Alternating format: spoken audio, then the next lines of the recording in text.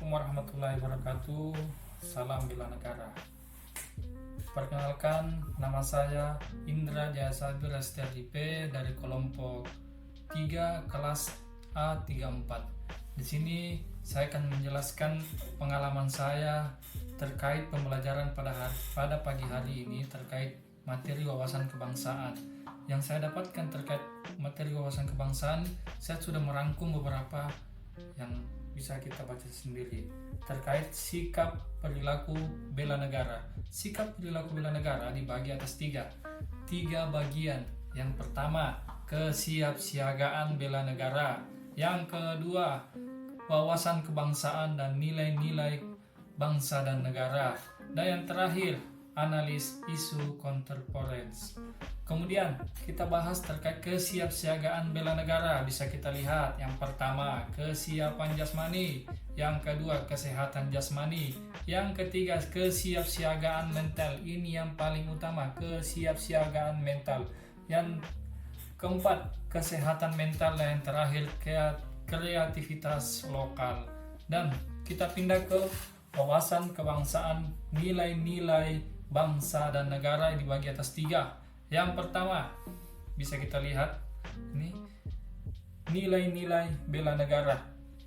Yang pertama kita bisa lihat cinta tanah air, sadar berbangsa dan bernegara, setia pada Pancasila dan ideologi, dan terakhir rela berkorban untuk bangsa dan negara.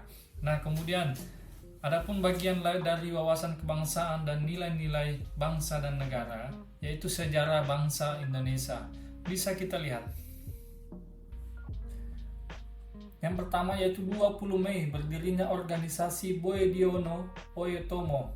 Dan yang kedua, Penghimpunan Indonesia. Dan yang ketiga, Kongres Pemuda 1 dan 2. Dan yang keempat, pembentukan BPUPKI, dan yang terakhir pembentukan PPPKI. Nah, yang paling terakhir dari wawasan kebangsaan dan nilai-nilai bangsa dan negara, yaitu bisa kita lihat 4 konsensus dasar. Yang pertama, Pancasila. Yang kedua, Undang-Undang Dasar 1945. Yang ketiga, Bhinneka Tunggal Ika, dan yang paling terakhir adalah NKRI.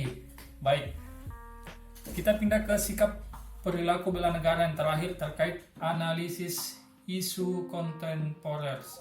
Ada dua, kita bagi atas dua, yaitu pertama, modal insan.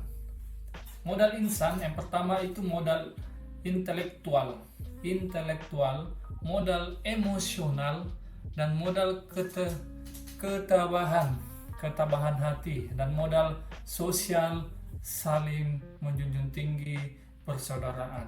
Yang ketiga, modal etika dan moral, dan yang terakhir modal kesehatan jasmani. Nah, kemudian yang terakhir terkait analisis isu kontemporer, yaitu isu kontemporer.